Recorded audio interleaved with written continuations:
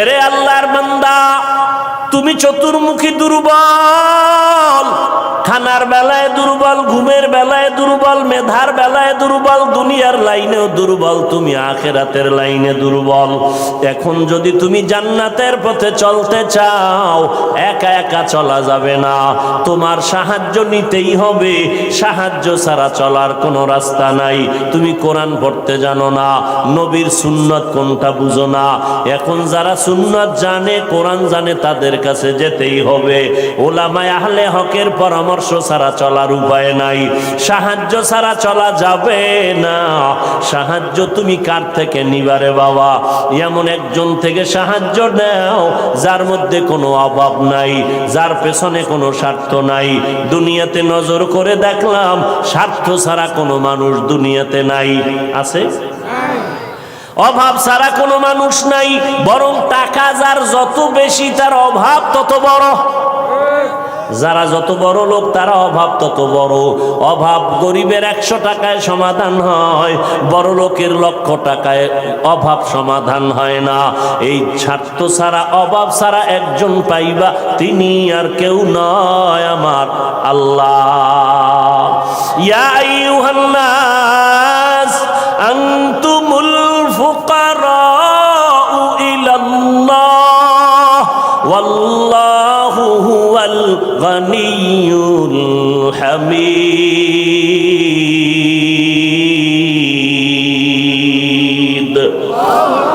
गर तवक्कुल मीकुनी हर सुबह शाम, मीरा सानाद रिस्के तू अजला मकाम। বাহাদুরি করিও না রে বাবা, অন্যের সাহায্য ছাড়া চলা যাবে না। দোয়াও কিন্তু একটা সাহায্য, দোয়াও সাহায্য, সাহায্য ছাড়া চলা যাবে না। মা বাবায় দোয়া করে, এর সাহায্যে আমরা বড় হয়েছি। মা বাবার ক্লান্ত পরিশ্রমের কারণে আমরা বড় হয়েছি, মা বাবার সহযোগিতায় বড় হয়েছি। কিন্তু স্বার্থ ছাড়া জমিনের মধ্যে কোনো মানুষ নাই, অভাব ছাড়া কেউ নাই। যার কোনো অভাব নাই তিনি হলেন আমার আল্লাহ, যার কোনো স্বার্থ নাই তিনি আমার আল্লাহ। এরে বান্দা, নিজেরে বড় মনে করলে ধ্বংস অনিবার্য। আল্লাহর এক বান্দা বড় আবেদ, আমার নবী সাহাবায়ে কেরামদের ঘটনা শুনাইতেছেন। বড় আবেদ, বনি ইসরাইলের ভেতরে নাম বড়, নাম ডাক বেশি, এত ইবাদত করতেছে। একদিন সিদ্ধান্ত নিয়ে নিল, ঘরের মধ্যে থাইকা ইবাদত একুরেট হয় না, মানুষের সাথে চলাফেরা, মানসিকতা নষ্ট হয়ে যায়। সিদ্ধান্ত নিয়া পাহাড়ের বিকিতে কিনারায় চলে গেল। পাহাড়ের উপরে উইঠা ছোট্ট একটা রুম বানাইয়া ওইখানে আল্লাহর বান্দা ইবাদত করে। পাহাড়ের চূড়ায় সাধারণ মানুষ সেখানে যায় না, মন মানসিকতা নষ্ট হয় না। আল্লাহর বান্দা পাহাড়ের চূড়ায় গিয়া ইবাদত করে। ঘরের ভেতরে মা বড় একা, আম্মা জান ঘরের মধ্যে বসে মোটামুটি জীবন যাপন করে। সন্তান আসে না, ইবাদতের মজা পাইয়া পাহাড়ের চূড়ায় উঠে ওখানে ইবাদত করে। একদিন মা মনে মনে ভাবলেন, আমার সন্তান আমার কাছে না আসলে তো আমি ও থাকতে পারে, আমি মা তো থাকতে পারি না। কারণ আমি মা, সন্তানের আমি গর্ভ ধারণ করে কত কষ্ট করেছি। মা সিদ্ধান্ত নিল, আমি হেঁটে হেঁটে পাহাড়ের কিনারায় যাইয়া আমার বাবার চেহারাটা একটু দেখা কলবের সান্ত্বনা দিব। আম্মা জান ঘুমের থেকে উঠা সকালবেলা সূর্যের গরম যখন শুরু, হেঁটে হেঁটে পাহাড়ের কিনারায় চলে গেলেন। আল্লাহর বান্দা আবেদ পাহাড়ের চূড়ায় ইবাদত খানায় নামাজ পড়ে আর আল্লাহরে সেজদা দেয়। আম্মা জান পাহাড়ের কিনারায় যাইয়া সূর্যের আলোতে উপরে তাকাইতে কষ্ট হয়, হাতটাকে কপালের সামনে নিয়ে ছায়া দিয়া উপরে হালকাভাবে তাকাইয়া এরপরে ডাক দিলেন, এই সন্তান, আমি তোর মা পাহাড়ের কিনারায় আসছি, একটু দেখা দাও। আমি মা তোমার চেহারাটা দেখার জন্য পাগলের মতো হয়ে গেলাম। আল্লাহর বান্দা পাহাড়ের উপর থেকে মায়ের কণ্ঠের আওয়াজটা শুনছে। এমন সময় ডাক দিছে মা, যেই সময় আল্লাহর বান্দা নামাজে দাঁড়ানো। চিন্তায় পড়ে গেল, এখন কি মায়ের ডাকে সাড়া দিব নাকি আমার মাওলার সাথে আমি কথা বলবো। সিদ্ধান্ত নিয়েই বান্দা মায়ের ডাকে আর সাড়া দেয় নাই, নামাজে দাঁড়ায় গেল, নামাজের ভিতরে মশগুল হয়ে গেল। আম্মা জান দীর্ঘ টাইম কষ্ট করে দাঁড়াইয়া সন্তান যখন সাড়া দেয় না, মা হালকা একটু কষ্ট নিয়ে বাড়ির মধ্যে রওনা। বাড়িতে চলে আসলেন। ঠিক আছে বাবা, তুই ইবাদত করো, ওখানে থাক, আমার ডাকে সাড়া দিলি না, দুঃখ নিয়ে চলে গেলাম।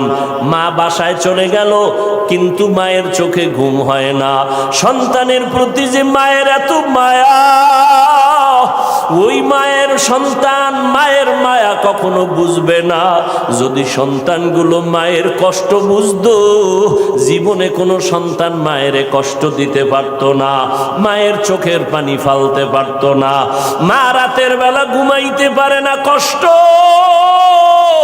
বুকের চাপা দিয়া।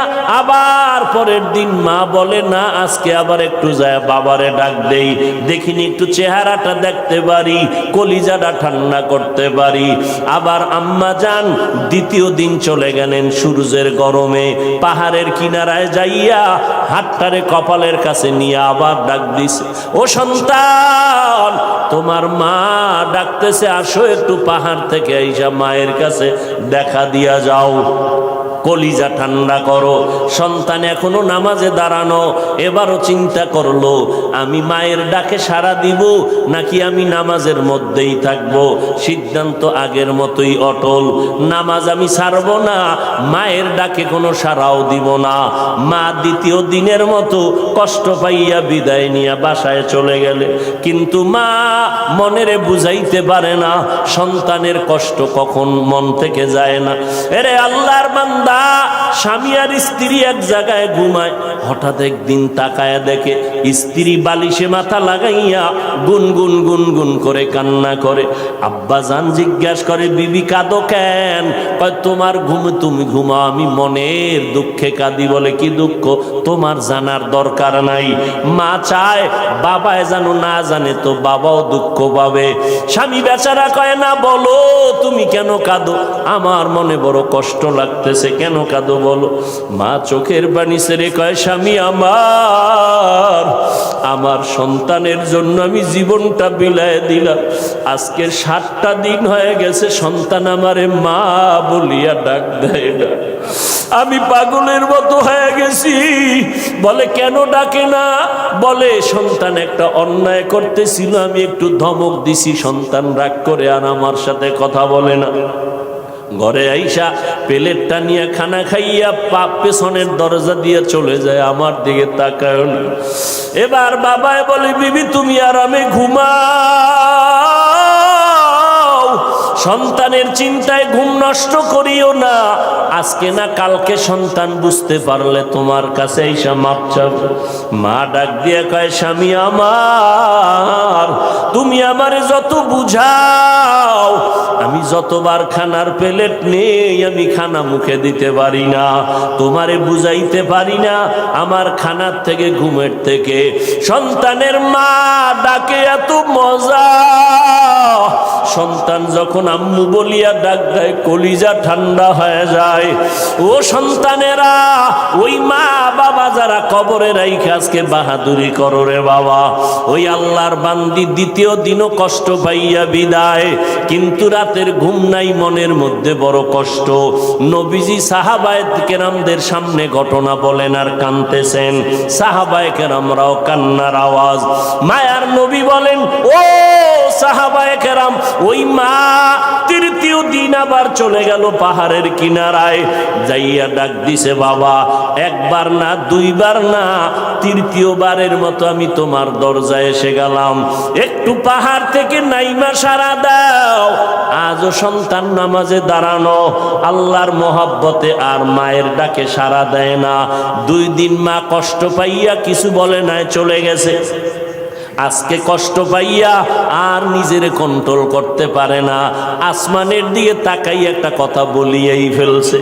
আসমানের দিকে তাকাইয়া বলে, ও আসমানের মালিক, এমন সন্তান দিয়া কি হবে আমার, যেই সন্তান আমার 3 দিনের কষ্ট বুঝলো না রে আল্লাহ, আমার মনটারে মানাইতে পারি না। ওর তো একদিন মরণ হবে, তবে আমার একটা দাবি, ওরে তুমি জেনাকারিনী মহিলার চেহারা না দেখাইয়া মরণ দিবা না। কঠিন এক কথা আসমানে লাগায় দিলেন, আসমানে কবুল হয়ে গেছে। মা বাবার দোয়া, বরদোয়ার মাঝখানে কোনো পর্দা থাকে না, আর সে আজিমে ডাইরেক্ট চলে যায়। এই যুবক, জিরি মাদ্রাসায়